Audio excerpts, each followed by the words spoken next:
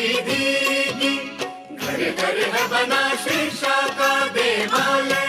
यह जन जन का विश्वविद्यालय, जन जन का विश्वविद्यालय। जन जन का मान है, सम्मान है, पहचान है। जन जन का मान सम्मान पहचान है। राष्ट्र का आह्वान है, वरदान है, अभिमान है। राष्ट्र का आह्वान वरदान अभिमान है। सर्वसुलभ सर्वोत्तम शिक्षा का है वादा, मुक्त और दूरस्थ शिक्षा का महालय। यह जन जन का विश्वविद्यालय, जन जन का विश्वविद्यालय। देश विदेश पटल पर भूषित, नवाचार से सज्जित, गुणवत्ता से परिपूरित।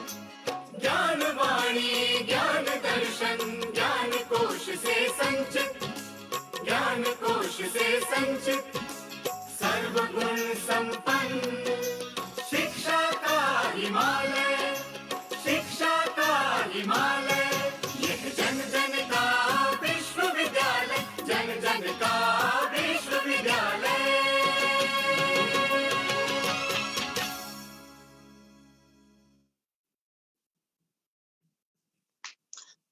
Thank you. Today's webinar will offer an introductory and historical overview of how Bhojpuri and its folk music has been reinvented, remixed, and reimagined over times through its journey with the migrants.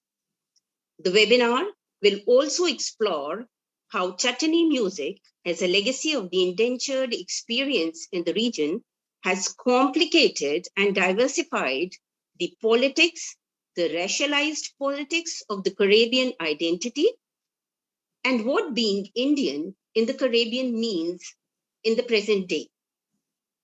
On the lighter note, I would like to say, what do you get when you take a handful of Bhojpuri folk songs, slowly blend in West Indian Creole, add a dash of English, and stir firmly on a bed of instruments such as the dholak and the harmonium? There's only one word to describe this delicious mishmash of musical styles. We call it chutney, or the chutney music, and it is the staple of the Indian community in the Caribbean, the South African nations, the nations of Guyana, and the islands of the large Indian population, such as Fiji and Mauritius.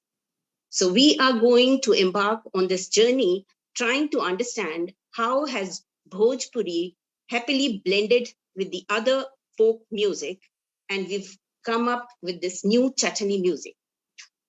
So I would like to request our director, Professor Malti Mathur, to come up and give us an introduction as to what this is all about.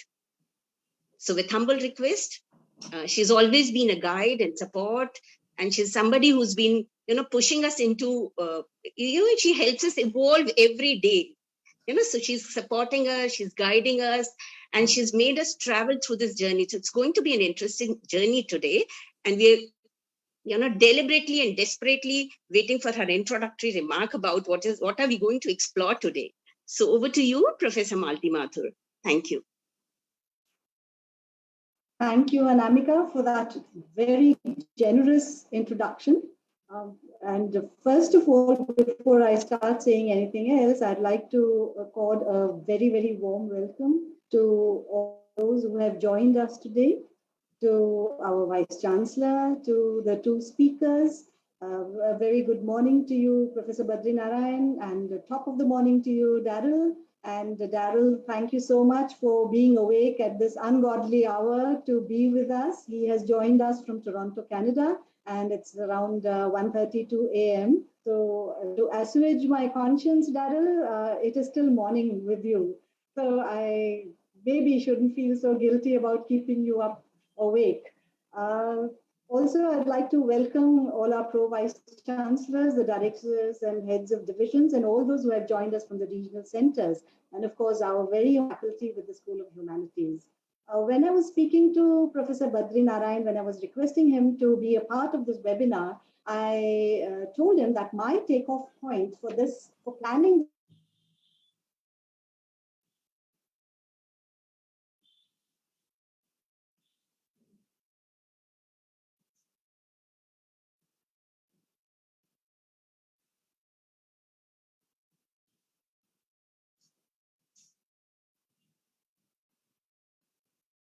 I'm sorry, I think I got cut off a little. I hope I'm audible. Yes, please. I read a random article on chutney music actually, and I had absolutely no idea what it was all about at that point of time. And what I read intrigued me greatly because I had a very shallow knowledge about Bhojpuri and about its music. Of course, one heard its music, especially during Holi, in various films as well. And but I had no clue about what it actually meant. I had also read about the Girmitia who have spread out over the Caribbean, Fiji, as Anamika just mentioned. But I did not really have much knowledge about the songs, about all the culture that they had carried with them in the small gutteries that they carried on the ships, all the Jahaji bhais that went together. So when I read this article on chutney music, it was so interesting. And then I embarked on my own journey to see how I could possibly curate a talk which would encompass all these elements of not just the music, but also the migrancy and what that migrancy and the music together entailed in today's world. And I fortunately got in touch with Daryl Baksh after a lot of exploration, and he very kindly and immediately agreed to be a part of this. And then I was very fortunate that I was able to get in touch with Professor Badri Narayan, who is an eminent social scientist who has actually worked on the migrant Bhojpuri songs. So I am so happy that we were able to get two people who are actually working in this area to be to us. And Daryl, of course, is staying awake in order to speak to us. Thank you, Daryl. And I had actually envisaged another aspect to this since it is Holi. I had requested someone else in Trinidad to talk about Pagua songs in the Caribbean. And that sounded very promising and interesting, but unfortunate zones didn't really match up together. And I would also like to thank Professor Badri Narayan and Daryl for being so patient because I was trying to juggle speakers and time zones and a whole lot of other things. And I kept vacillating between times, and they were very patient and they put up with all of this. And I am so happy that they were so patient and understanding. So thank you very much. And the chutney music sounded very interesting because as a person, personally, who is at home in the kitchen, on the music concert stage, and in the halls of academia, this seemed to be the perfect mix that we could have for talking about not just the migrants, but also everything that they carried with them, as I said, the culture, the music, and how that intersected and interacted with the environment in which they found themselves, how they kept parts of themselves, how they kept in touch with their roots, but they also assimilated and borrowed and adapted to form their own vibrant kind of a culture. So this is a webinar that I have been very excited about personally. I have been looking forward to that, constantly messaging and talking to Professor Badri Narayan and to Daryl. So thank you so much all for being here. And of course, I'm extremely grateful to our Vice Chancellor for always encouraging and supporting and approving all kinds of activities for the Center for Modern Languages, which we have established in the School of Humanities. So thank you all very much. And I completely look forward to listening to you both. So thank you and welcome once again.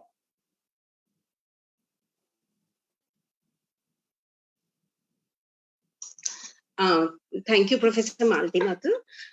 As we all know that this music is a vivacious blend of Bhojpuri percussion and Afro-Caribbean beats is what is chutney music is all about.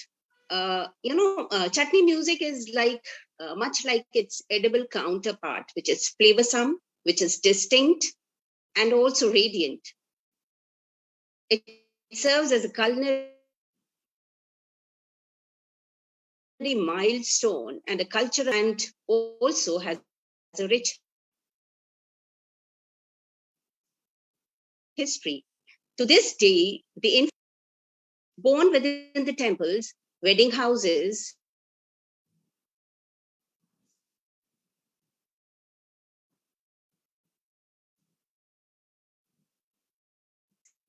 and cane fields of Indo-Caribbean legacy to the indentured servants of the Indian homeland, these laborers were brought to the field plantations of Trinidad to work along with their African counterparts.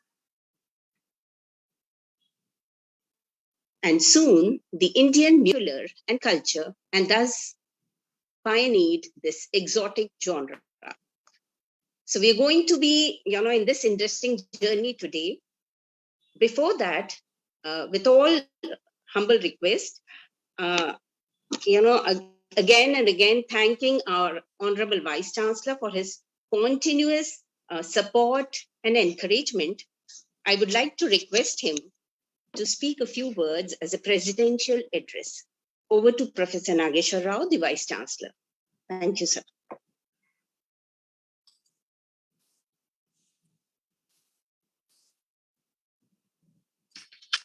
Good morning to all of you. First of all, I welcome Professor Badri Narayanji and Dhiren Baksh, who will be with us for the next 1 hour or so to enlighten us about this theme, the music and the migrant, the journey of Bhojpuri. The great momentous occasion, the Center for Modern Indian Languages is continuously striving to go for these activities, which is going to strengthen our languages. And the theme which was chosen, especially when I'm looking at the memory travels of Professor Badri Narayan, migration songs in Bhojpuri. So music is also being migrated. Till now, we were listening about the people's migration. We are talking about the birds' migration, because there are birds, they move from this place to a distant 7,000 to 8,000 kilometers in a particular season and come back again. So now this music is also flowing like that.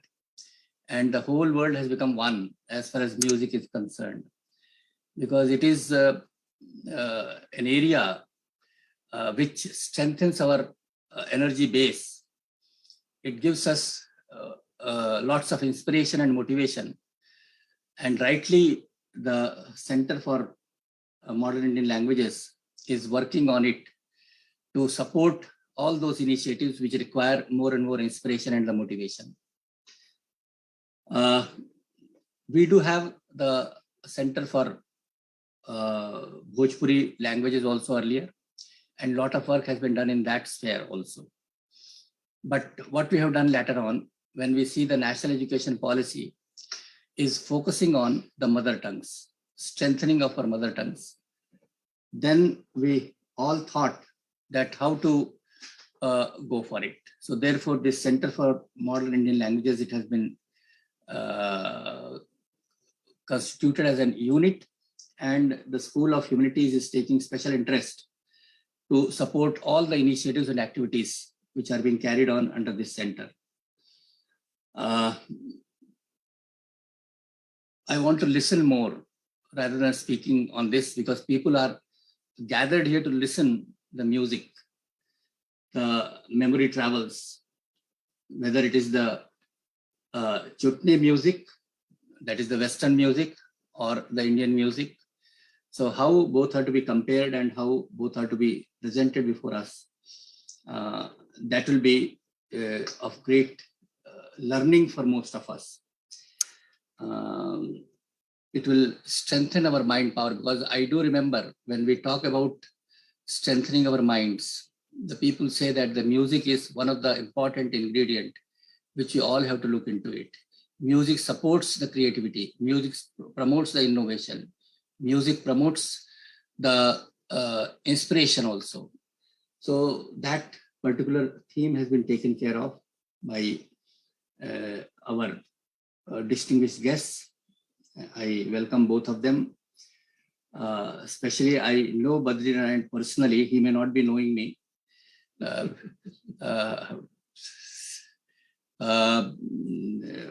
Because Govind Vallabh Pant Social Science Institute is very close to my heart. And I had been to that place a number of times also. But today we are fortunate enough to be seeing here with us. Great appreciation and my respectful regards to him also.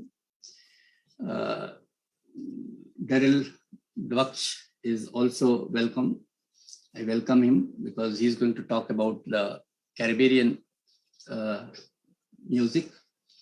We are eagerly waiting to listen to them. And this will serve the purpose of having this theme, music and the migrant. So, Madam, wish you all the best. Your good initiative, for which I know that you took time from me 20 days back. So, because still I get lots of issues in between, so I make minor changes in my schedule.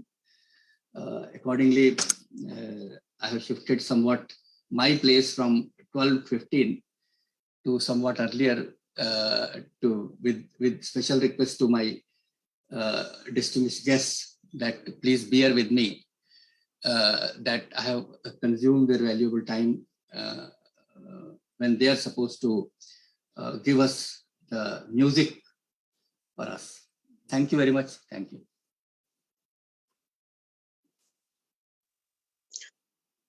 Thank you, sir. Thank you for support. And you're somebody who's constantly guiding us, supporting us, and also encouraging us.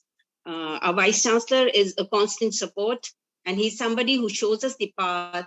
And we travel, we kind of evolve day by day. Every morning we evolve, we embark on a new journey. So thank you, sir, for your kind words. As we move on today, I would like to welcome Professor Badrinaran.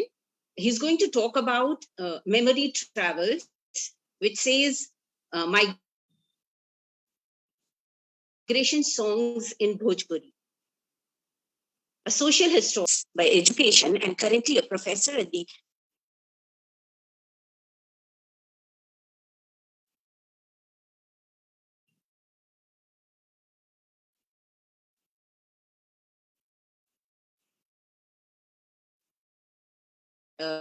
Govind Vallabh Pant social and anthropological history, and also issues related to the scheduled castes and scheduled classes, including identity formation and the question of power. His recent publications also include Women Heroes and Dalit Assertions in the North Indian and Fascinating Hindutva Saffron Politics. He's been a fellow at the Indian Institute of Advanced Studies, Shimla. He's also been the visiting fellow at the International Institute of Asian Studies, University of Leiden. He's also been an HGIS fellow at the Royal Tropical Institute, Amsterdam. Dr. Badrinaran Tiwari was also the recipient of a Fulbright Senior Fellowship and also the Smult Fellowship, University of Cambridge. So I welcome you, sir. Thank you. It's been a matter of grace. So we're all impatient to listen to you. So thank you for being here, and over to you, Professor Badrinaran. Thank you. Am I audible to all of you? मेरी आवाज जा रही है? Listening to you? Yes, sir. Good. Yes, So yes, sir. You audible. Thank you. I am very thankful to Malti ji, her center, Jitendra ji, and other friends who are here for inviting me in this to deliver a lecture in this Jan Jan Ka Vishwavidyalaya, which is being led by Professor Nageshwar Rao ji. And sir, we know you, and we have a lot of respect for you. You are we always feel proud that you are also from our city. You are from the nation, but you are also from our city. So I'm really happy to be part of this.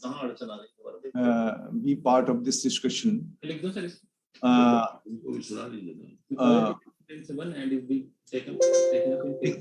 Some voice is coming. Some voice is coming. Yes, now it's okay. So yes, so this is opportunity for me to be part of this discussion, and we in our institute are working on this migration music since 20 years, and we have a museum here. This is Museum of Migration in this institute, in which we have traced the history of the migration of the music from India to Suriname, and Suriname to Netherlands. And Videsia music kind of thing, we have worked on that. So Daryl is here. Daryl, as a scholar, is working on this issue, and he will talk about the chutney. But I am going to talk about how music travels, and when it travels, how it travels with the memories and the practice of the people. So memory also travels, and through memory, music travels, because music is a part of our memory, and also it's also a part of our practice. So if you see the history of the migration from India to diasporic country, all the South Caribbean countries, you can see that when people migrated from here, they lost everything. No, they don't have. They lost their families. They left their family. Most of them. Some of them took their family from here, but most of them left their families. But two things they took with them. One is culture, and other is music. And how they took it, not in the terms of tangible object, but intangible forms, like dholak. No, dholak they ordered later to bring from here, from Calcutta. They couldn't took the everyone together the dholak, but they had some of them took dholak from here. And there is a Dutch doctor who was a doctor on a ship who was taking them from here to Suriname, and he wrote one of the memoirs, and he wrote that ये जो भारतीय लोग होते हैं, ये बड़े डरपोक होते हैं. जब मौसम खराब होता है तो वो छुपे रहते हैं डेक के नीचे, but when the weather becomes good, they come on the deck and they start singing. They start singing. Some of them also beat dholaks. So it means some of them had a dholak with them, and they went from here. And you know how music, which they took with them from homeland to destination, how it worked. It worked. All we say that we are going to celebrate music. We say that exotic. We say that very colorful. But music is also history of suffering of the community. It's a memory history of the suffering of the community, and those suffering are being recorded in their memories, in their music. And the migration music, and then in those music, if you analyze the text of those music, most of them refer their separation from the homeland, separation from the family, and how they separated, when they separated, when you can't get the answer, but how they separated and what they lost. So it always appear in their songs. And in this way, songs or music helps to recover the loss through which they suffered after migration, when they left this land, and during the process of migration. So first proposition which I am offering, that music travels with the memory, and it travels with the cultural body of the public, those who migrate public, migrants, and it goes with them to destination. And when it goes in destination, how it worked? It used to work as a recovery of loss, because every time it's not possible to return back to India. Many people we met in the Suriname, they just they are 75 years old and they had a dream that they would go back to India, but they couldn't go back because of various reasons. So in that situation, through music, they used to remember their losses, and through those remembrance, they recover their losses. So memory also work as a recovery of loss. And so second proposition which I offered is that music in destination worked as a recovery of loss for the migrant community, and through those music, singing, performing, they used to recover the loss through which they suffered because of the migration. You know, migration is a process, and the entire world is made because of the migration. But in that process, many things happens. And I used to tell that most of the migrants to whom I met in Netherlands, they are half, they are half, they are not full, because the half they left in India, and half they took with them. And how they complete themselves by these genres, these repertoires, these songs, this music, this literature, this remembering Indian text, they make them complete there. And we have collected a lot of interviews with the people in Suriname and the land, that about their identity, what happened, how they narrate, the entire process of narrating their self. And when they narrate their self, you can find there is an urge of making them complete through this kind of the cultural materials, songs, etc. So in most of the songs which migrated with them, Bhojpuri songs, there are a lot of, I think we lost in India many song traditions, but they have still preserved many of song traditions. Ropni songs, various Ropni songs. It's not only chutney, there are various marriage songs, Ropni songs, when they put dhan jab ropte hain kheton mein, that kind of plantation songs.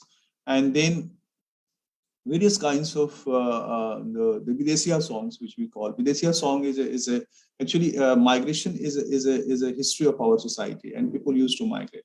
And when they migrate, it produced the cultural traditions also. And one cultural tradition is Pardesiya, those who migrate but used to come back, seasonal migrations. So people call in the songs Pardesiya. You may remember there are a lot of songs which we have in which we say Pardesi, Wo Pardesi, Pardesiya this, Chan Pardesi, in every language, in Punjabi, Bhojpuri, those who are the migrant society, from where the people migrate. There you can listen many songs which we call a typography of type of the Pardesiya songs. And there is a Videsiya songs. Videsiya, what it means? Videsiya means those who migrated from here but couldn't come back. Those who migrated for longer time couldn't come back. And one of our eminent Bhojpuri folklorist and the singer, Bhikhari Thakur, who composed a song tradition that is called Videsiya. And Videsiya is not only composed by him, there is a tradition of the poets and singers before him also, those who used to compose this kind of songs. And Bhikhari Thakur brought all those songs tradition together and make a repertoire that is called the Videsiya tradition. Videsiya tradition is a musical folk tradition which also involve theatrical performances. And in those Videsiya tradition, you can find a lot of stories of the why we left. The people ask question, and this question answer form in which Bhojpuri people ask, or the singer himself, either he is singing in Netherlands, or he's singing in Suriname, or he's singing in Mauritius, he's asking himself why you left this land. And then he replied back, because of this, because of this, because of this. And there is a guilt you can find to leave this land in those song traditions, and the process of replying those or reducing those guilts through song traditions, because those who left, and they in various ways they rationalize, and they evolve the argument why they left. And there was a poverty, there was a this, there was a that, a lot of arguments you can find in the song tradition itself. So songs are in that way social text, and you can read those social texts as a social history also of the community. So third thing which I am going to propose, first is memory migrate, through memory music migrates. Second, when it migrates and when it reaches to the destination, it helps to recovery of the loss. Thirdly, I'm going to propose, or I'm proposing, that these musical traditions, musics are the social text of suffering of the community, and also coming out from the guilt of the separation, because many of them left their wives here, and they made their families there. And so the question answer come in the form of the wife. A wife raised question mostly, why you left, in those song traditions. And then they reply, we left because of this, we left because of that, we left because of that. So it's very interesting Sawal Jawab method. And now this is the another form which evolved in our Bhojpuri music tradition, that is Batohiya. Batohiya means now they are coming back to see the land. So the Batohiya tradition says, look, you left a very precious thing. India is like that, India is like this. Sundar Subhumi Bhaiya Bharat ke desava se mor pran base him kohare Batohiya. A lot of, and in 1924, it was composed by Raghuvir Narayan Singh, a Bhojpuri poet. And that was the time when migration, indentured migration was being stopped. In 1922, it stopped. And the song composed in 1924. So you can understand the link between those song traditions and the history of the migration. So this is another thing. Then music is always a very flexible genre. No, it always adjusts with the way community adjusts in society. Music also adjusts, and in that process of adjustment, it take many things, it lose many things from the destinations. So you are going to talk about chutney, how this hybridity came, this Dutch words and the Bhojpuri Sarnami words and the Bhojpuri words and the Audhi words, the Magahi words, they all mixed together in the Sarnami music, in the music of the Suriname and Netherlands, indentured music of the Suriname and Netherlands. There are a lot of intermixings. In India, we have Bhojpuri, we have Magahi, we have Maithili, but for Sarnamis, they are all together, and with the Dutch. So very interesting hybridity. The Homi Baba used to theorize this entire process of hybridity. So hybridity is one of the ways to adjust in the society and reframe themselves and remake themselves. So in that process, the music also take many things and lose many things. So if you see the records of the music of this diaspora, the first phase of the migrants, when they used to sing, their mode of singing was different than today. The current generation are singing. What is difference? First of all, I would like to say that, as I said, most of them took with them not the tangible aspect of the music, but intangible aspect in the memory, through memory. But later they ordered, because the ships used to come to Calcutta, and from Calcutta they used to go every in 3 months or 4 months or month, like so. So they used to order for the dholak, for the jhal, the people who go from the ship managers. If you come this time, please bring a dholak for me. Bring this Videsiya Kitab for me, like that. This kind of things they order. And there is a biography of Munshi Rahman Khan. It's one of the Caribbean migrant who wrote his biography, and he says that whenever ships comes to Suriname, we all surround the ship to take our goods, ordered goods. किसी ने नैनसुख कपड़ा order किया है, किसी ने ढोलक order किया है, किसी ने झाल ऑर्डर किया है. So the tangible part of the music they brought later with them. Third, fourthly, the Arya Samaj, various kinds of social reform movements, which also expanded in those destinations, they helped to revive the Indian music in those societies. Arya Samaj, Kabir Panth, Ravidas Panth, they all have a sects there, and they sometimes Munshi Rahman Khan used to mention that even the beats of the dholak, kaise dholak bajaya jayega, it was being taught by the Arya Samaji missionaries to us. So in this way, music preserved, music survived there. So the first phase of the migrants, those who migrated, in their song, you can find very slow rhythm with a very pathetic tunes. Because this is because they left this country and they left and went there. So they had a lot of sufferings, and because of those suffering, the basic nature of Bhojpuri music is slowness and the pathetic tunes. These traditions they took with them there. How much time I have? 5 minutes? Malti ji, or 10 minutes? Kitna hai? Please continue. You have about half an hour or so, sir. तो अभी 10 minute बोल सकते हैं ना? 10 minutes. Oh, absolutely. Okay, no problem. So they took so the slowness and the pathetic tunes were part of the entire Bhojpuri culture in the destination, and that's the basic nature of the Bhojpuri music cultures in India. The way my mother used to sing, the way and that very slow, like अपने गईले परदेस रे विदेशिया, like गवना कराई पिया घर बैठावले से अपने गईले परदेस रे विदेशिया. It's a very slow tune, very pathetic. But when this community settled there, they had to live with the blacks, with the Caribbeans, with the native public, and they have very fast beat of the song. They have fast beating song traditions, dance or this kind of rap or this kind of various kinds of very fast music they have.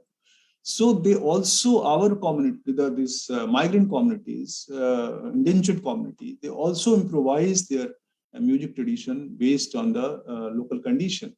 And then it's very interesting to observe the slow song tradition which we have, the same song which we sing in a very slow tune in India. They sing and perform in a fast beat. We had organized in our institute interface between Bhojpuri musician, folklorist of India, musician and folklorist of the Maurice, Suriname, and the Netherlands, the indentured those who are migrated to Netherlands. And we saw this difference.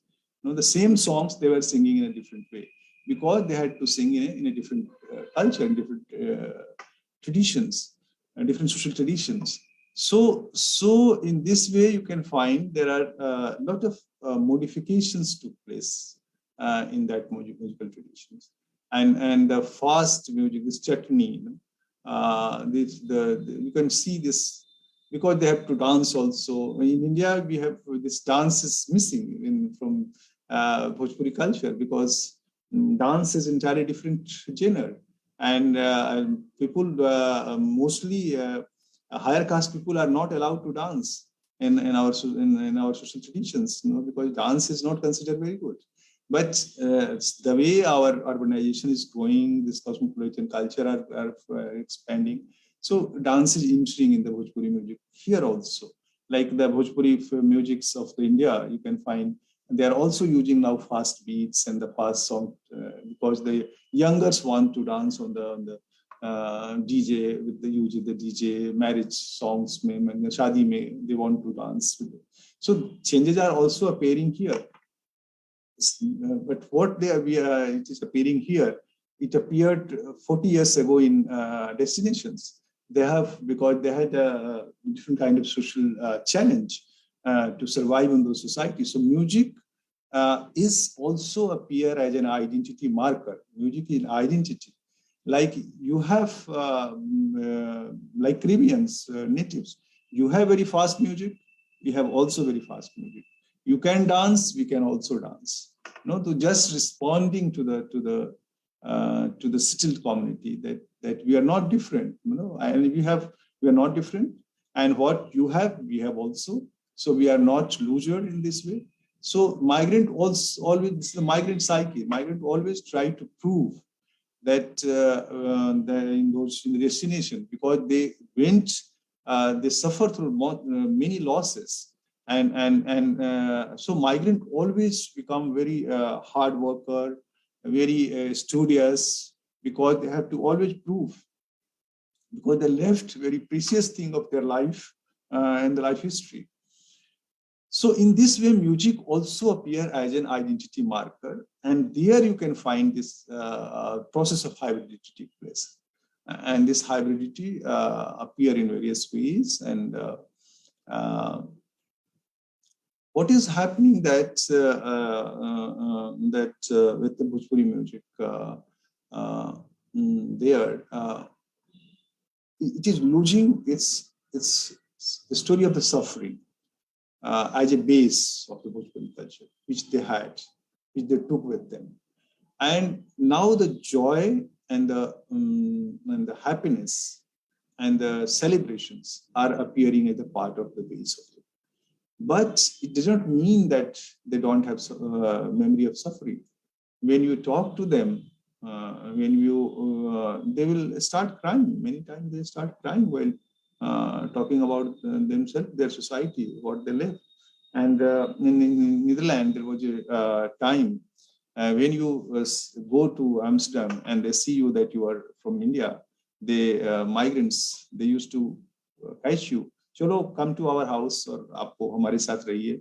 And all the time they will talk about themselves. No, hum is gaon se aaye the, aise aaye the, hamare dada ye the, hamare pita ye the. There is a friend of mine, is a professor in Amsterdam, Chewny, and he has written a lot of books on that, migration. So Chan Chewny, Chan is he's not very pro of India. No, he does not like India because he says, "Oh, India bahut garibi hai, very poverty."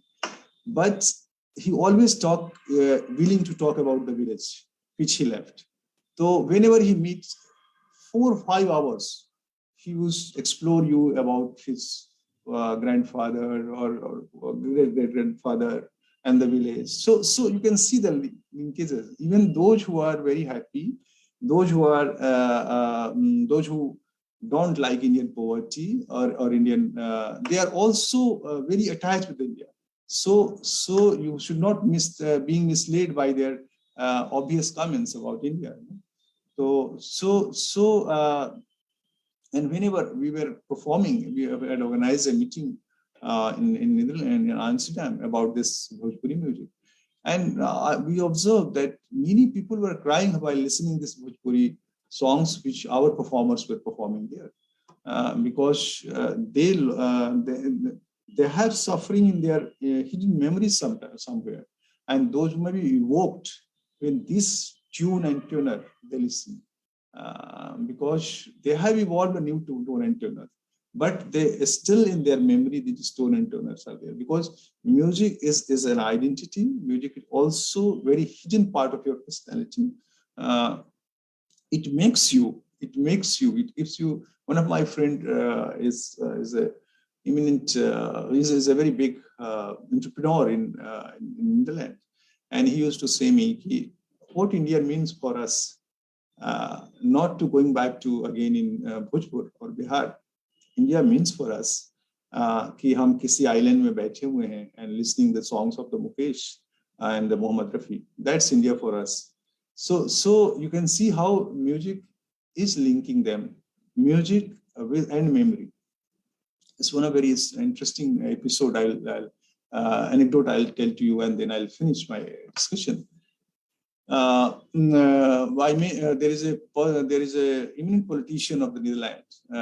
This is Bhojpuri migrants, Suriname migrants, and Robin Baldev Singh. He's also a poet, and he used to tell me that अभी हम होली में इस बार बिहार गए थे, भोजपुर गए थे. हमने कहा बिहार में कहाँ गए थे? भोजपुर गए थे. खूब बढ़िया होली मनाए, खूब रंग खेले. तो हमने कहा कि अच्छा भोजपुर में कहाँ गए थे? कहाँ बॉम्बे गए थे. तो for them everything is India and everything is Bhojpur, everything is Bihar. One of the migrants met me in Netherlands and he said कि अभी बिहार जाते हैं हर साल. तो कहाँ जाते हैं बिहार में? कहाँ? Pondicherry. For him Pondicherry is Bihar. And Pondicherry में क्या करते हैं? तो गांव में गाय खरीद के गांव में दे आते हैं क्योंकि लोग दूध पिएंगे. No, so you can understand how the soil appears through various ways in their memories, and music is one of the way through which they connect with the root, but with improvisation, with new additions, with new evolutions. And like the musical history of the Suriname, and they have a music, they have a instrument. जो I'm not अभी मुझे याद नहीं है. I'm not able to remember the name of that baja. There is a rod, and in the rod through they used a small iron bow, and they used to beat it. And they say that it is our invention. It is our invention. It was not in India. We brought it. We evolved here in our destination. But when I started looking the history of the Bhojpuri music of the various communities, I came to know that baja was the part of the musical tradition of the Yadav, the Ahir caste. This is called Ahiraua. When they used to sing Ahiraua, they used to use that baja. Dandatal, that's the name of the baja is Dandatal. So Dandatal, so what is this? Actually, there is an urge among the migrants to always try to link themselves with the root, but also try to prove themselves original. Look, we have invented this. We have evolved this. But and they evolve and they invent many things different from the Indian roots. But there are some continuum also, and those continuum sometimes they re-emphasize in their own ways. So here I'm going to stop, Maltiji, and so Daryl maybe carry on and whenever if the question answer will come, I can respond to the questions. Thank you. Thank you, sir. Thank you. It was wonderful the way the meshing of culture and music and migrancy came out in what you had to tell us. And just to offer a quick translation for Daryl, the anecdote that Professor talked about was when he spoke to certain migrants and they said, we went back to our village. And he said, where? And he said, we went to Bhojpur, to Bihar. And he said, which place did you go to in Bhojpur and Bihar? And they said, we went to Bombay, which is nowhere near Bihar. So, and then another one said, we went to Pondicherry, which again is down south and nowhere near Bihar. So the point he was trying to make is that for them, it is India. India is Bhojpur and Bihar for them. So the concept of home is not confined to the village or to the state to which they really belong, but to the country as a whole. Yeah. Yeah. Yes, Anamika. Thank you, sir. Thank you, Professor Badri Narayan, for that interesting explanation of the mingling of cultures and traditions and carrying forward the tradition down from India to those different distant lands. It was actually very interesting and at the same time awe-inspiring. We get to understand how the memory travels, how culture travels.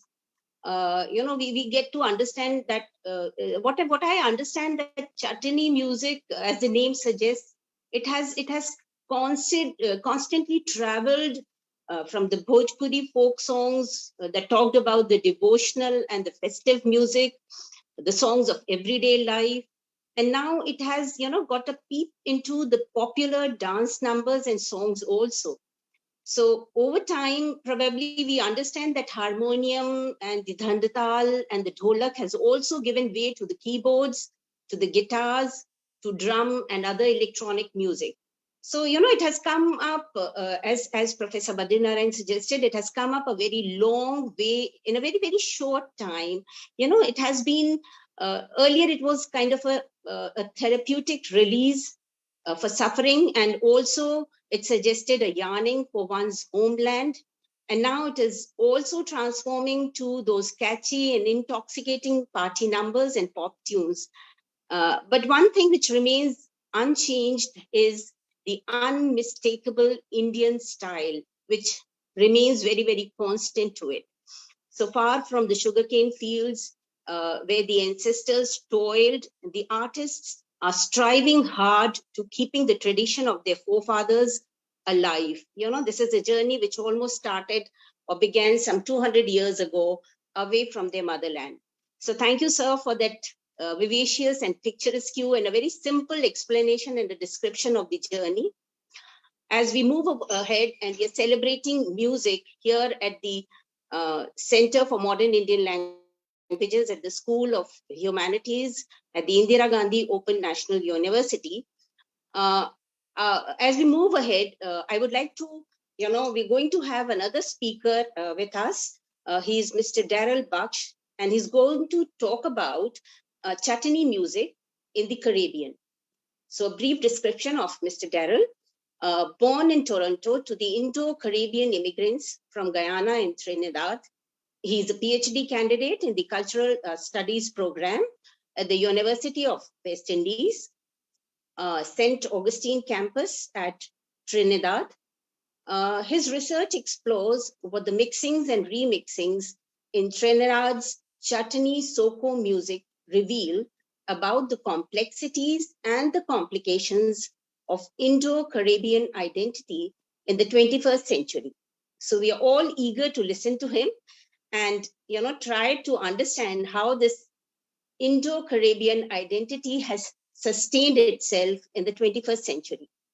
So I welcome you, Mr. Daryl Baksh, and over to you.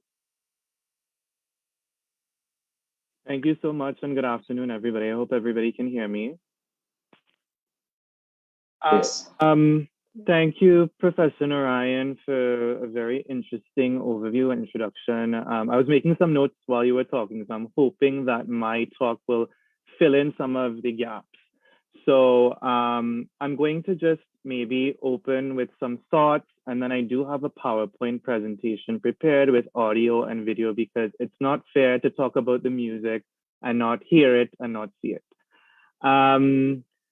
I want to thank Professor Mathur for reaching out to me to speak today. And this talk will center around practices of mixing and remixing and really the meeting of cultures. And what I hope to do is to chart and review some important moments, and I can't focus on all of them. It's interesting that Anamika said that, these are relatively new music, and it's very true. In terms of the popularity of the music in the Caribbean, we're only talking about 20, 25 years of recorded music. The oral traditions would have existed long before that, but even within those 2 decades, a lot of music has been produced, a lot of changes have happened in a relatively short space of time.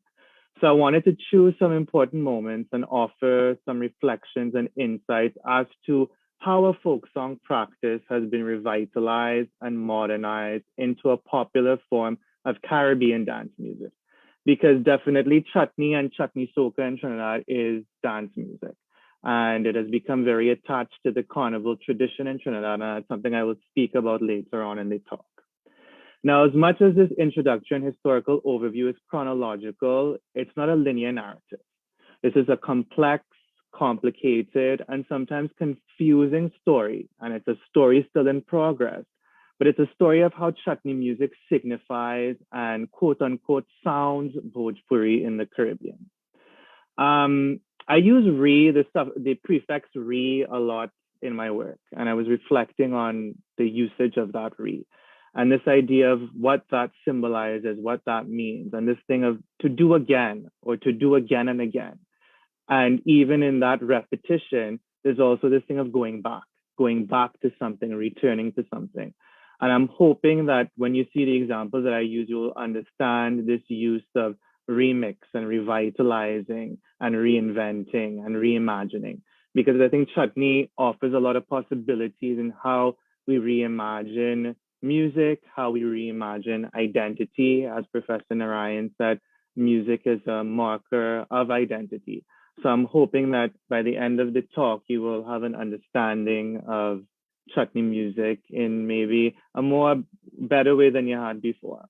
And initially I had titled this talk Bhojpuri Bacchanal, and I will explain what Bacchanal is, but I also hope that you will leave with some understanding of what that is. So if I can share my screen, that's okay?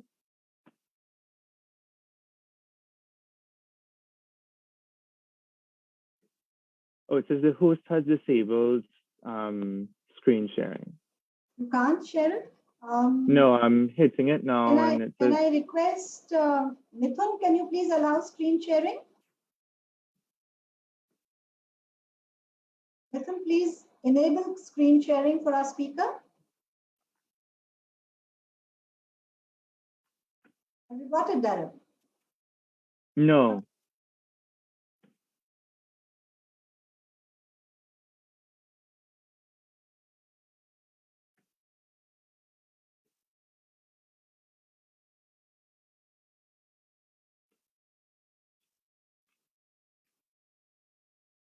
I'm calling the technical team, Darren. Just a second. Okay, no problem. Mithun, please.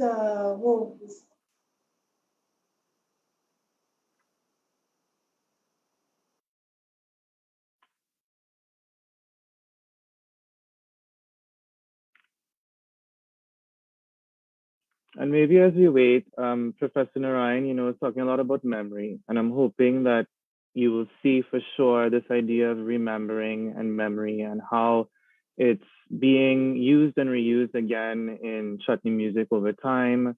I will explain some more about the plantation life and what that means in terms of the hybridity that Professor Narayan was talking about, and even the concept of home, the idea of resettlement and what that resettlement in the Caribbean has meant in terms of culture and musical tradition.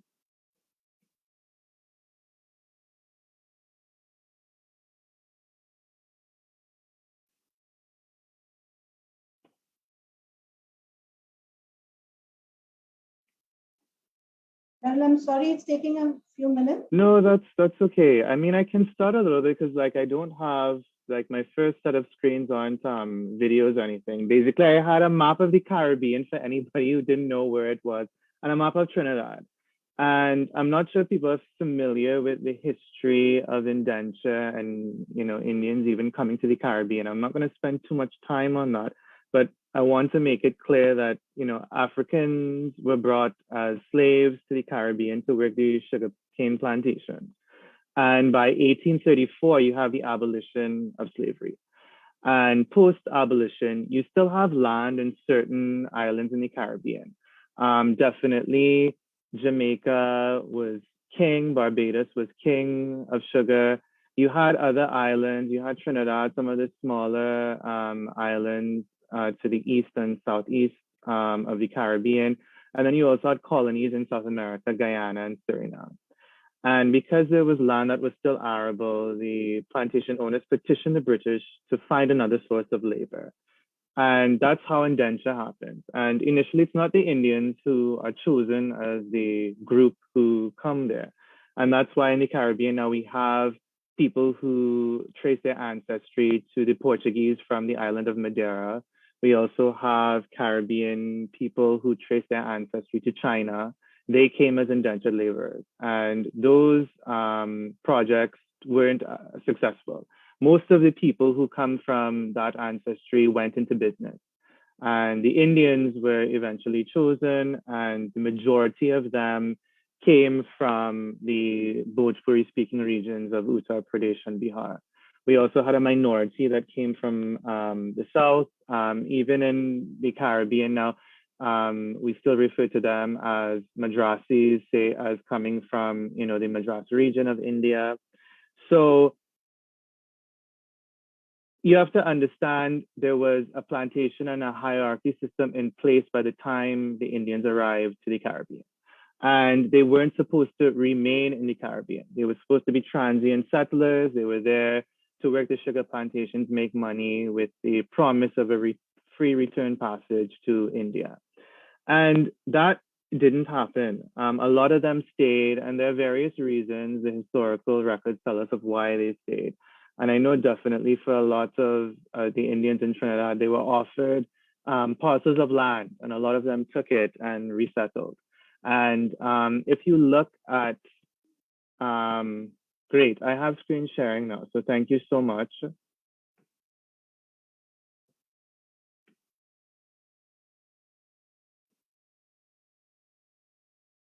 Is everybody able to see the screen now? Yes, Darren, I can. Okay, lovely. So again, there's the Caribbean. So I'm talking the smaller islands I was talking about, you know, St. Vincent, St. Lucia, Grenada, the Grenadines, Trinidad is at the end of the Caribbean chain there. And this is a map of Trinidad. And Trinidad has been paired politically with the smaller island of Tobago, which is about a 15-minute flight ride from Trinidad. Just in terms of where Trinidad and how Trinidad looks, the areas to the north, and you'll see Port of Spain there, which is the capital of Trinidad, we consider that north. And you'll see there's a city, Chaguanas, that's Vancouver, that's what we consider central Trinidad, and then San Fernando, Princestown, Siparia, that's South Trinidad. And there's a whole geography also attached to slavery and indenture. And by the time the indentured laborers arrive to Trinidad, a lot of the now freed Africans leave the plantations, and there are many of them in the central and southern part of the island, and they migrate into the north. So the north kind of became this administrative and urban and business hub, whereas the central and southern regions remain very agricultural. And you find that even today, a lot of descendants of Indian indentured laborers still live in the central and southern parts of the island. So indenture, as Boa states in her writing in 2019, she says that indenture connects histories of different parts of the world and allows us to consider the indentured experience and its afterlife. And Bhojpuri folk music evolving into chutney is a legacy of this discourse. And with the movement of indentured migrants, as Professor Narayan let us know, a variety of musical traditions arrived to the region. And in the Caribbean, that included semi-classical singing performed mostly by men. You also had bhajans that came, but they predominantly were folk songs that were performed by women. And these were reassembled and readapted in Trinidad. They were sung in Bhojpuri, and Bhojpuri would emerge as this main language amongst the communities of Indians who came as Jahaji Bhai and Jahaji Behen on the trip to the Caribbean. Women's folk songs become especially significant, and they were performed in private settings that celebrated Hindu marriages and Hindu childbirth especially. But why chutney though? And I like how Anamika shared with us this description of chutney.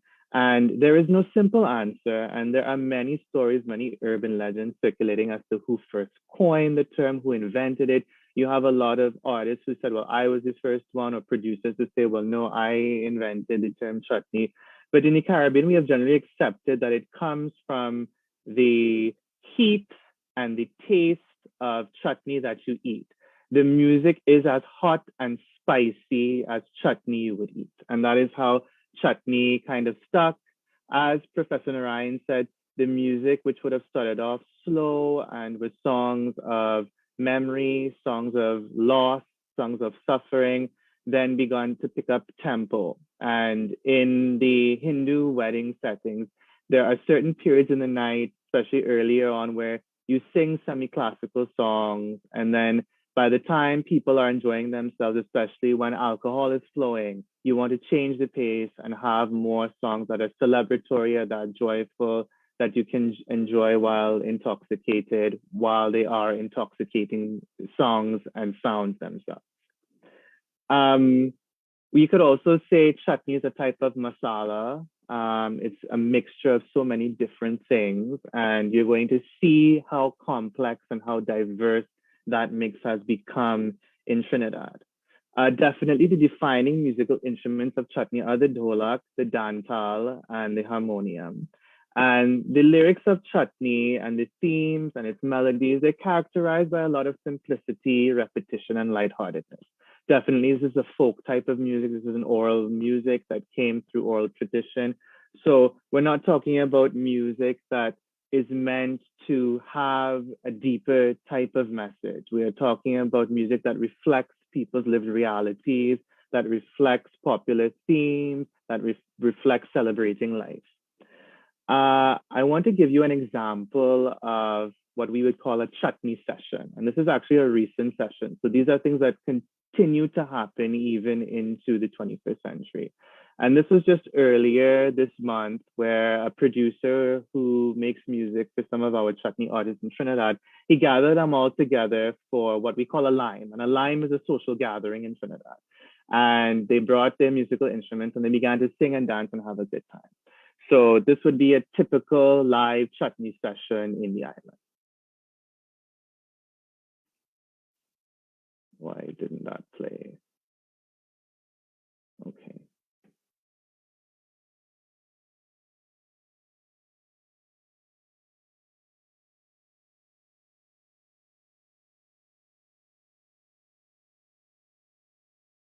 I don't think we're hearing the music, right? There is no audio.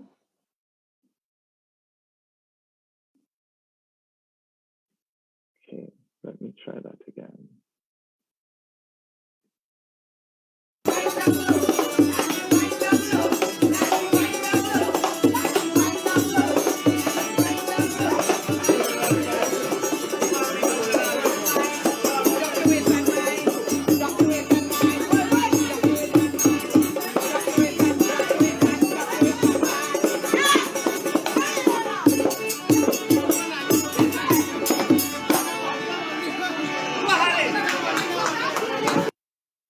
An example of what a typical live session would be, and that's probably to the point where, you know, the drinks have been flowing, everybody's having a good time, and the music comes out and everybody feels to party and dance. We have an artist called Sundar Popo, and he is recognized widely as the pioneer of the chutney sound in Trinidad in the 1970s. And I want to stress the significance of chutney emerging from a women's folk song tradition. I don't think we stress that enough, and that gets taken up by Indian men. And I want to suggest that that is also happening because there's a parallel calypso tradition that's happening in Trinidad. And calypso is a carnival music that evolved out of African traditions and the carnival celebrations in Trinidad. So you have calypso and that sound already existent in the island by the time Indians arrive as indentured laborers.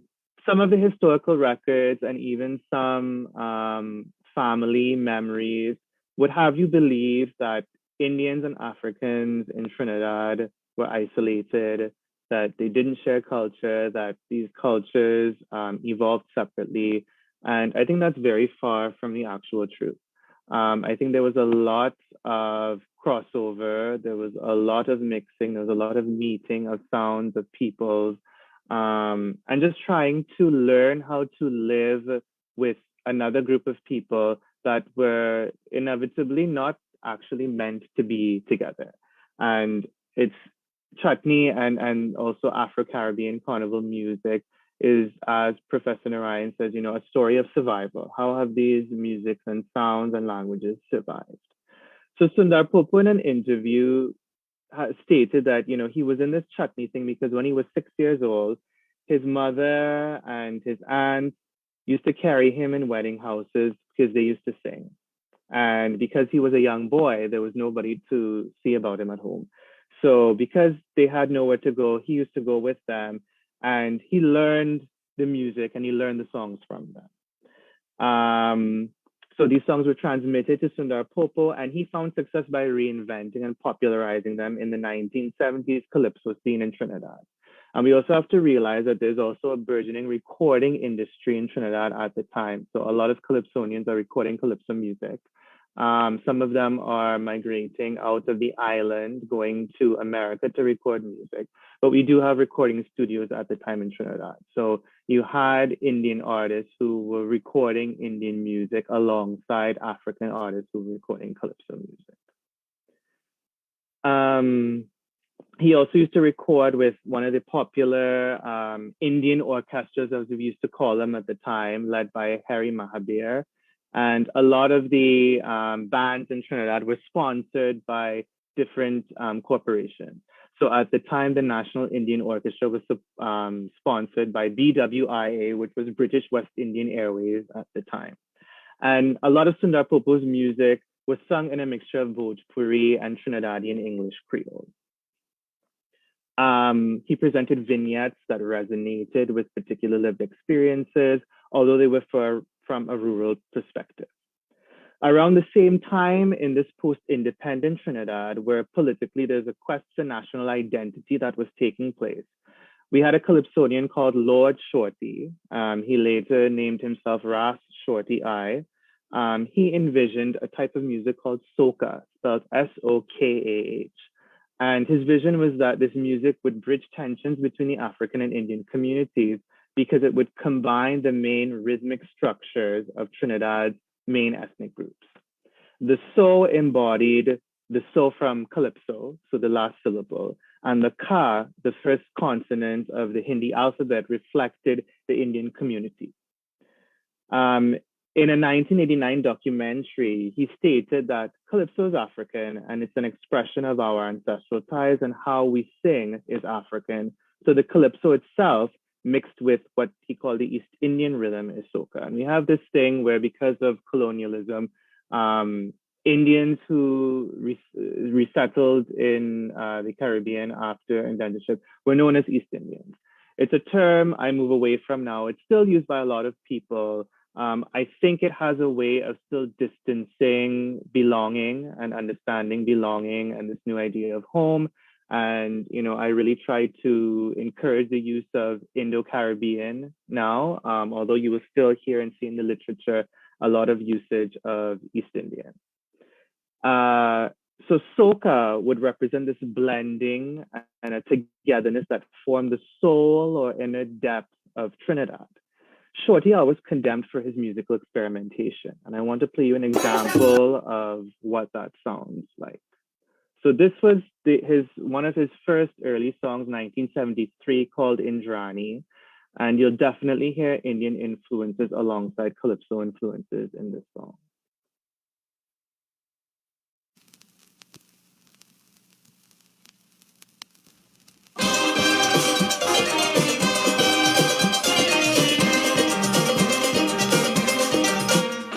I beg you please, translate for me.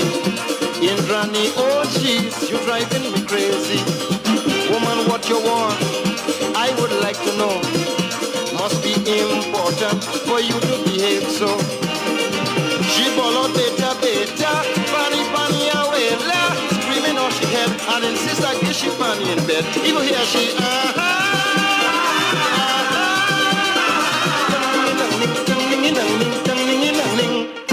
Lelo me want them better, yam better, ram better, lelo ha.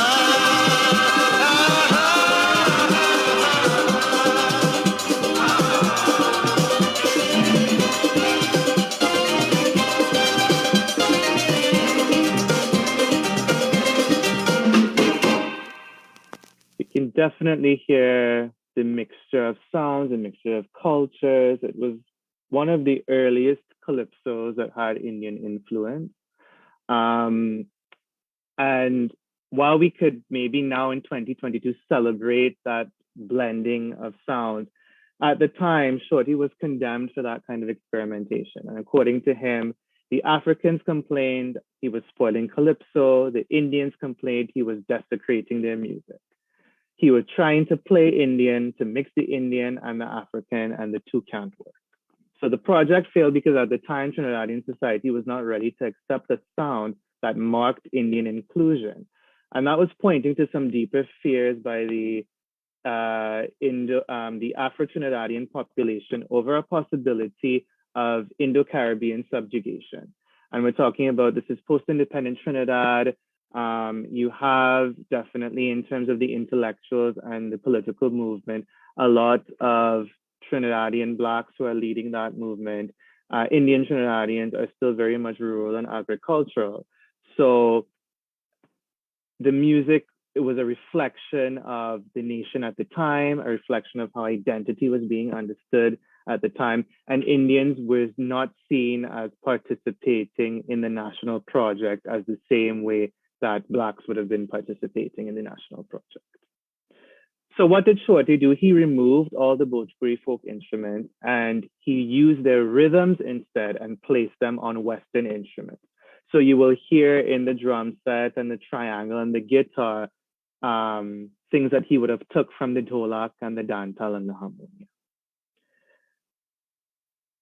Shorty has since been touted as the creator of soca because what happened, the SOKAH got turned into SOCA. And the story goes that a newspaper journalist spelled SOKAH wrong in an article, but the SOCA took over. And that SOCA became the African, Afro-Caribbean carnival expression of calypso dance music. So essentially a reinvention of calypso.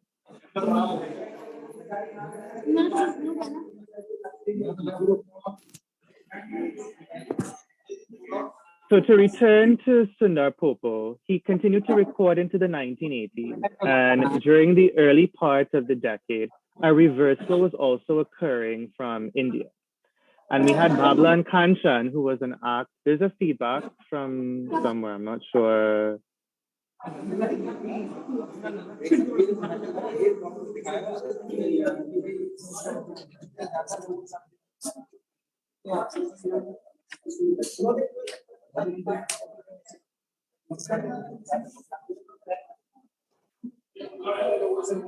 Nandini, could you please mute?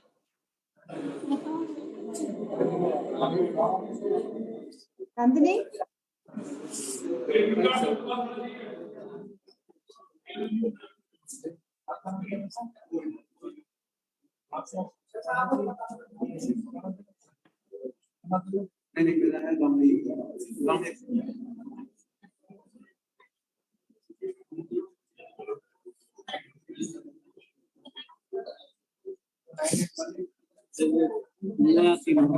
सारे subject याद मैं पिला दूंगी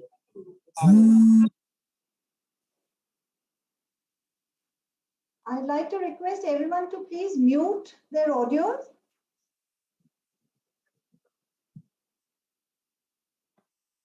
Carol, I think now you can go on.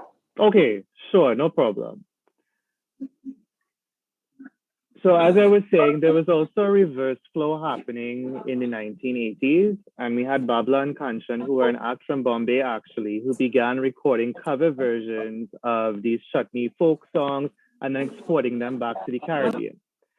And they brought a distinct sound and style to their reinventions of a lot of the music that Sundar Popo would have recorded in terms of his folk repertoire. But they also started this trend of recording Hindi versions of popular calypso and soca songs of the 1980s and 1990s as well. So what I've put together here are the same song, first sung by Sundar Popo, and then moves into the version recorded by Babla and Kanchan.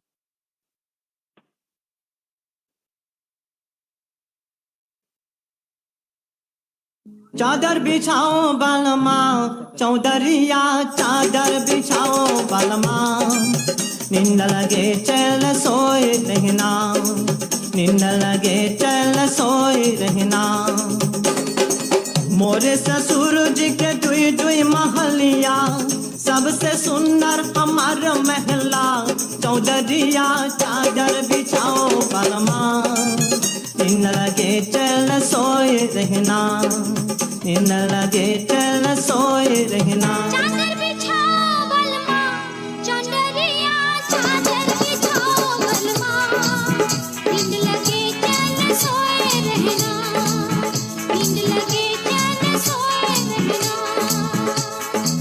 मोरे ससुर जी के नई नई महलिया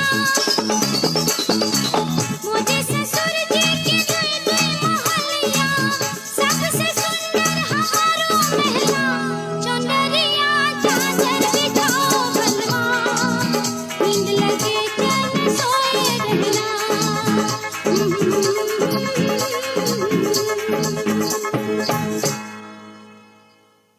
What's very interesting is that the Babla and Kanchan version tended to be more popular than some of the original versions that have been recorded by Sundar Popo and his counterparts. And even now, if you go to parties, we call them fetes in Trinidad. If you go to chutney fetes, you will hear a lot of Babla and Kanchan. You'll still hear Sundar Popo, but you will hear a lot of Babla and Kanchan played. And I also know that amongst Indo-Guyanese communities, Babla and Kanchan are also a very popular group when it comes to Indian music. Now, all of these versions, these mixings, these meetings of sounds and languages point to processes of creolization. And the hybridity that Professor Narayan would have been talking about is really talking about the term creolization. And this idea that it's used in linguistics to talk about language, the development of a new language, but also used culturally, mainly in the context of colonialism, most often where people of various languages and cultures were transported to colonies as slaves or indentured workers. And creolization is about destruction, it's about reinvention, it's about transformation, it's about reimagination. And creolization is a process of this cultural mixing, changing, adapting, experimenting that creates something new and unique to its context. The Caribbean poet Kamal Braffett, his creolization model has often been used to understand Caribbean society. But he tends to think of it in terms of this Black-white axis, the African-European axis. And that's not wrong. That was the existing hierarchy at the time, but it also makes it difficult to understand other groups who come to the region post-slavery. There are a lot of Indians who, if you speak to them, even in Trinidad and Guyana now, and talk to them about you are creolized or your music or your language is creolized, it comes off as offensive to some of them because there's this understanding that Creole also signifies Blackness and signifies Black culture, Black language. So we have these tensions and negotiations and anxieties even around using creolization in tandem with understanding Indianness in the Caribbean. To counter that, we've had culinary metaphors that have also arisen, and the work of Iranjani Munasinghe, Aisha Khan, and Shalini Puri talk about the kalaloo versus the tossed salad, and those theories emerged in the early 2000s. And food has definitely been a site of togetherness for Caribbean bodies. Indian cuisine in the Caribbean, the way that it has evolved for us because of indenture, continues to be savored and celebrated, exoticized, and sometimes denigrated. And Munasinghe thinks about kalaloo and tossed salad in the following way.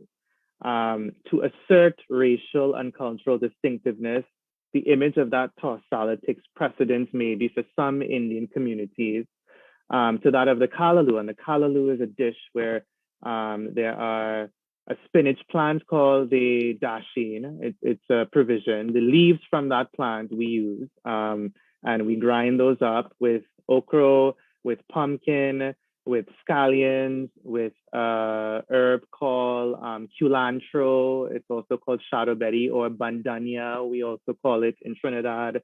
Hot pepper, coconut milk. We boil all those into this dark green soup. And you can't recognize each individual ingredient by the time that soup is made. So the Callaloo would reflect that kind of unity and diversity, hybridity, but it's threatening in the sense that you lose things, you lose the distinctness because now you can't see the individual ingredients that make up the Callaloo. Whereas in the tossed salad, we can see the lettuce, we could see the tomatoes, we could see the cucumbers.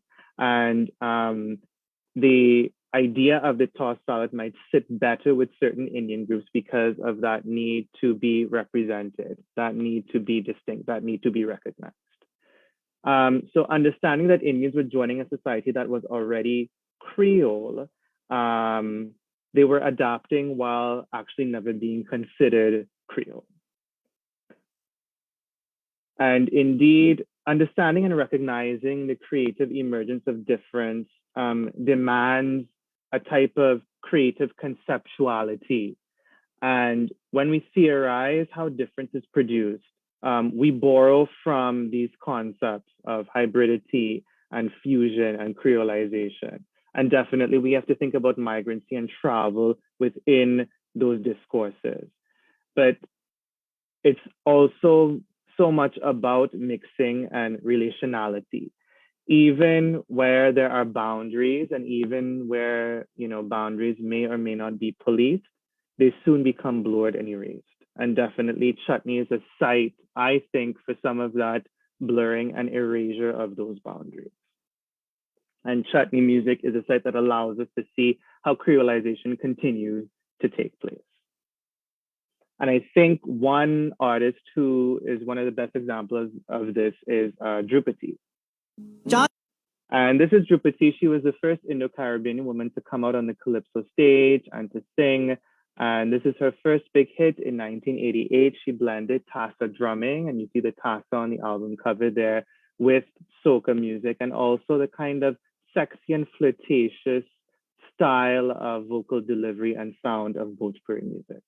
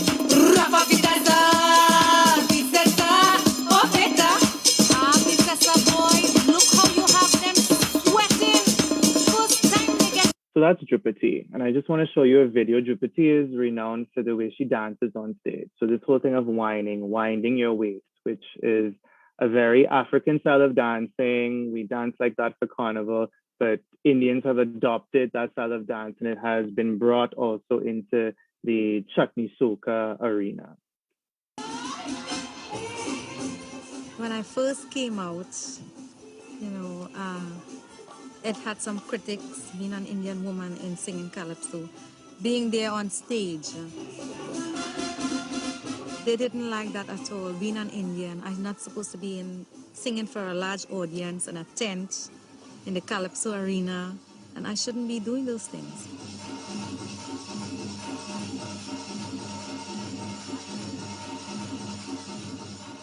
They're supposed to stay home.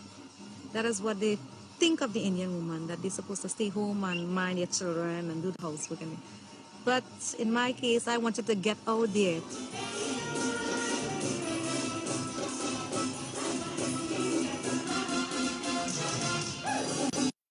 So Drupati faced a lot of flack for coming out and singing calypso and then moving into chutney. She's still a popular artist. Drupati has to be well into her 60s, yet she still performs. She still performs soca music. She still performs chutney. And just moving forward in time a little bit, because I want to speed up things. I have a few more audio video examples that I really want you to hear.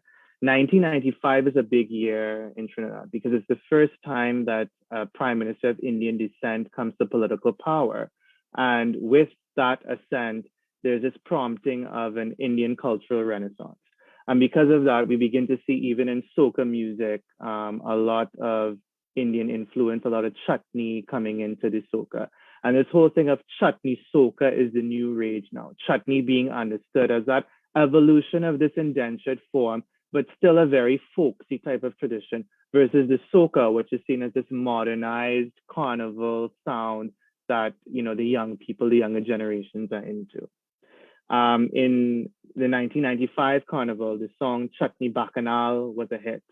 And music videos that featured Indianness at the time were patterned chiefly out of understandings of Hindi cinema. So the idea of filming outside, filming amongst the trees, what you would see in love song sequences in some of the older Bollywood films, those aesthetics were adopted in a lot of the chutney soca music videos of the mid-1990s. And this idea of bacchanal is a term we use a lot in carnival. It can symbolize or describe that type of festive energy that powers the carnival traditions in Trinidad. But it's also a very quintessential Trinidadian term for any social commotion of scandal, of trouble, of confusion, of disorder. Maybe the parallel Bhojpuri term that I know might be janjat or couture. We have bacchanal. And for carnival and with chutney, there's always some type of bacchanal. So I want to show you an example of.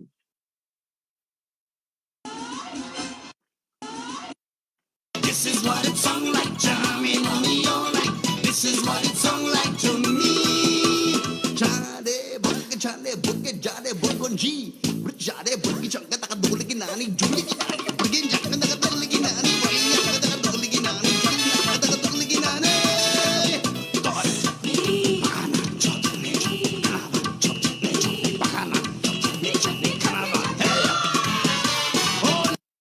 So definitely in our chutney soca portrayals, there's a lot of, you know, the flashy, chumke dance, the Indian wear. These are things we don't wear normally.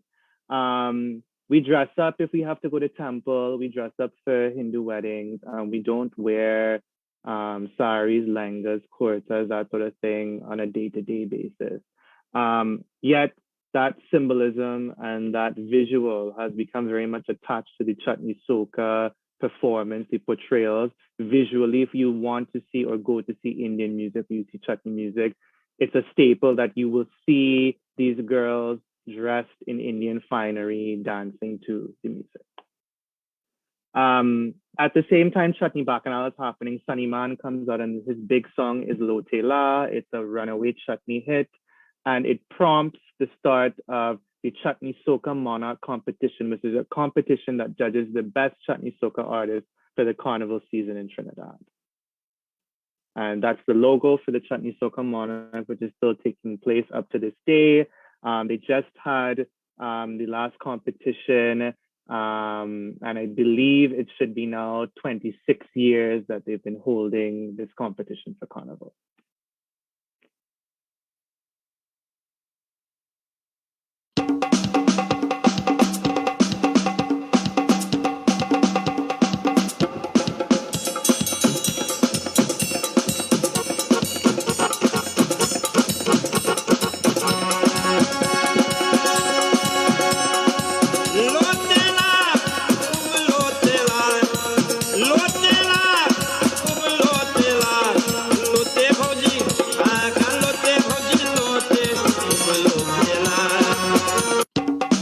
A very huge hit for the Carnival 1995 season, not just amongst Indian audiences, but the whole of the island of Trinidad knew Lo Tela. Even now, if you play that song, it's still a big hit on the dance floors at any party or any club. Also, I wanted to show an example of what was happening on the Chutney Soca stage in the early 2000s. And the quality of this is not good because it comes from a VHS, but this competition is broadcast on local television in the island. And I want to give you an example of what you would see in terms of the performance aesthetics.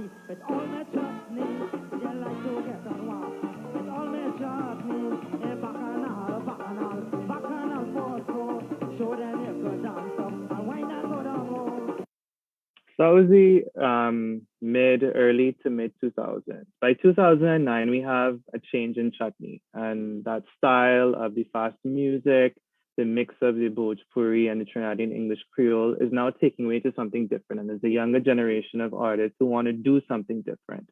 And in 2009, the song Radhika becomes a runaway hit for the carnival.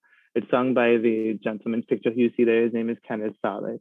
And what is happening now in the music, the producers and the songwriters are lifting Bollywood film melodies and rewriting the lyrics and singing about realities that Trinidadian, Caribbean, Indo-Caribbean communities can understand. They actually turn into rum songs as well. And that rum song thing is a big thing within the chutney industry now, taking the love songs, more serious, sad songs of Bollywood and changing them into songs that glorify, celebrate rum drinking, intoxication. I'll give you an example of the second one. So this was Osatire from the movie Mukhada Kastikanda, and the artist you see there, Ravi B, he sang a song about being a rum drinker. हर धड़कन में प्यास है तेरी, सांसों में तेरी खुशबू है, इस धरती से उस अंबर तक मेरी नजर में तू ही तू है, प्यार ये टूटे ना,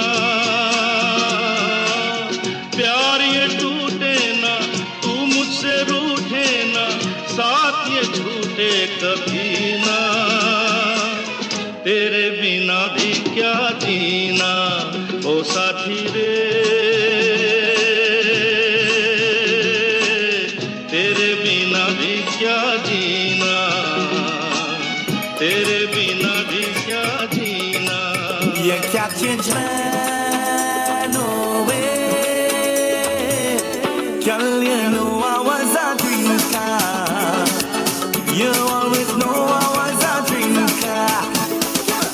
Every time I line in, cell phone only ringing, me partners laughing, they know it's you who calling, saying that you miss me and to come home early.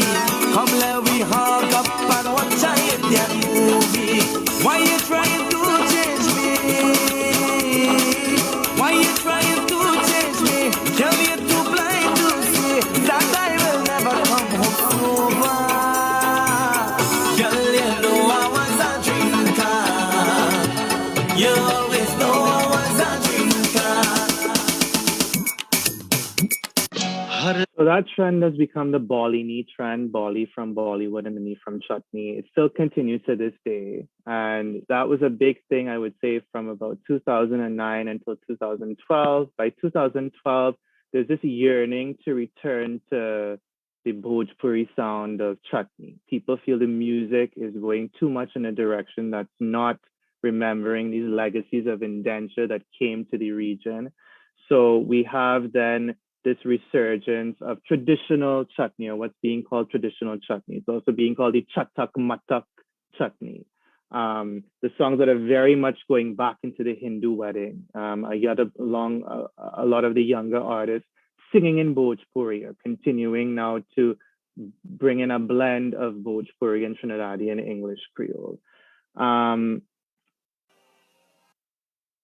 think I will leave with one more video and then just a few concluding thoughts.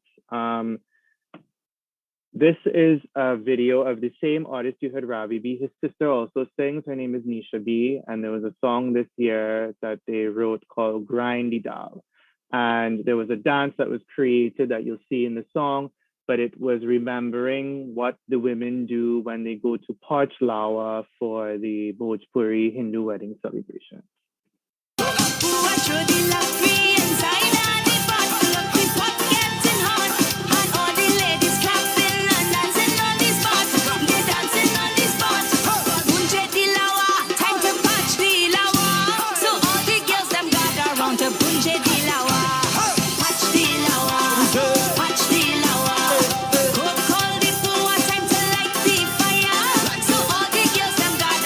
Punje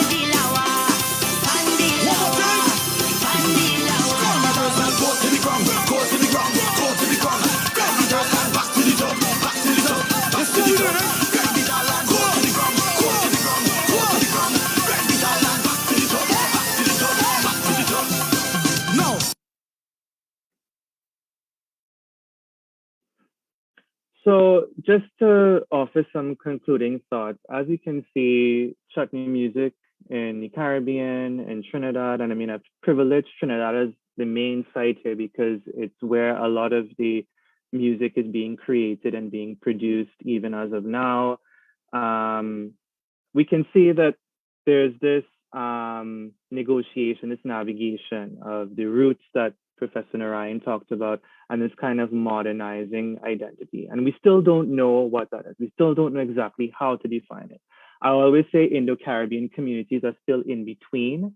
We're neither African, even though we joined a Creole society. We're neither fully Indian because we left the motherland a long time ago, and now home is a different place. And we've tried to recreate home, recreate tradition by a lot of memory. And that memory has been passed on through the generations. And even you have now people who are my age or younger who don't know some of the ancestral things. There's a lot of cultural gatekeeping, and the trappings of memory and nostalgia and tradition keep haunting us. Yet there are possibilities of modernity. And I think you can see within the mixings and the meetings of the cultures that, make up chutney music, that there are a lot of possibilities for reimagining what music could be, what language could be, what identity could be. And these intersections are these various intersections of mixing, in terms of race, in terms of gender, in terms of language, and in terms of musical sound. And it's how we're reenacting those things and revamping those things that are very interesting to me. And indeed, the ongoing saga of Indo-Caribbean in identity formation is the ways in which tensions of tradition and modernity are constantly being navigated towards a state of becoming and belonging that is never fully resolved. Thank you so much for your time today. Thank you, Daryl. I just had a very quick question.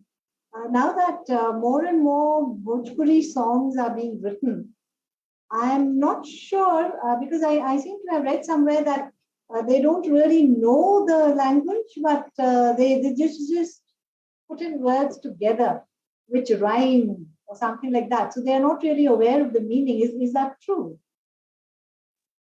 For some of it, I know that Dr. Visham Bimal, he has been a proponent of trying to help a lot of the artists write songs, and he has written lyrics for a lot of the artists, the younger ones, who don't speak Bhojpuri, who don't speak Hindi. Generally, I don't know if everybody knows, but like no Indian language is a language of fluency amongst my generation or the generations who are younger than me. Yes, there are classes that people can take in university. A lot of Hindus who are involved in the temples, some of the temples will offer Hindi language classes. So you have parents that might send their children to learn Hindi through that route. But generally, it's not a language of conversation in the island. So it is very true. And what we do is also kind of like, it's the morphology of the language as well. So we'll take the verbs from Bhojpuri and then, make them English. So we, bhunje indi lawa, we chaunke indi dal.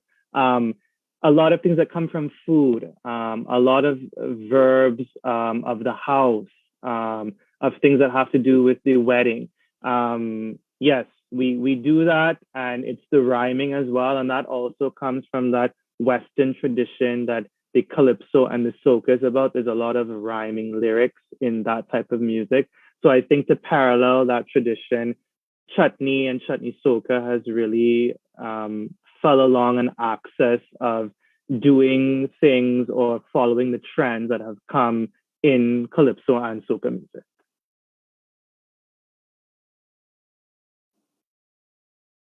Yes, Anamika.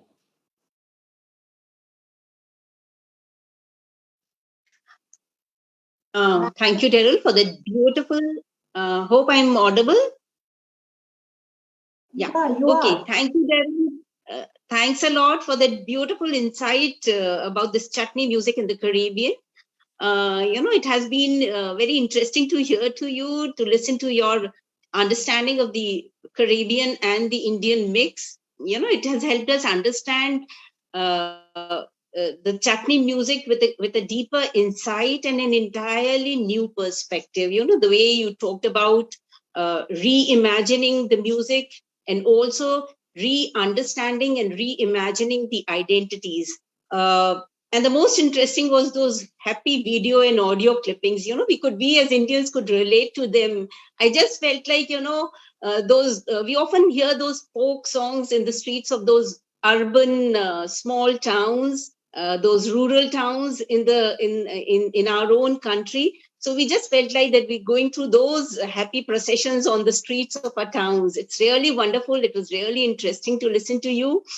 And, you know, this tells us about the power of music. So we actually are celebrating this power of music here. It was very vibrant. Your discussion, your explanation of the entire blend of the blend of the Indian and the calypso. You also talked about how this mixing and remixing is going on, and then it's trying to blurring the boundaries. The boundaries are being blurred, you know, so they're just getting blended beautifully. What I understand, and the most important was, and to which I could relate was you mentioned things like pumpkin and the coconut milk. So you talked about the Indian food, the cuisine, and those all beautiful things. You even mentioned, you know, our attire like South India. So we could relate to what you were talking about. So what I understand is that chutney music is characterized by its, you know, probably an upbeat pace and a very simplistic subject matter. It talks about the tales of life, the tales of love, of the Indo-Caribbean life. They were sung to the sounds of dholak and other instruments like harmonium. And the delivery was always in a very distinct Creole accent. So it has evolved from its early traditions and religious roots, and now it showcases a distinct Indo dancehall flavor. Thank you, Daryl, once again. I'd like to give Daryl a little snippet of information. Daryl, we had this webinar. Daryl, we had a very, very popular Hindi film called Gangs of Wasipur, in which we had chutney-based songs. And so that was something that we experienced through a Hindi film. Yeah, I think so. I think Kaise Bani was in it, right? Yes. Yeah.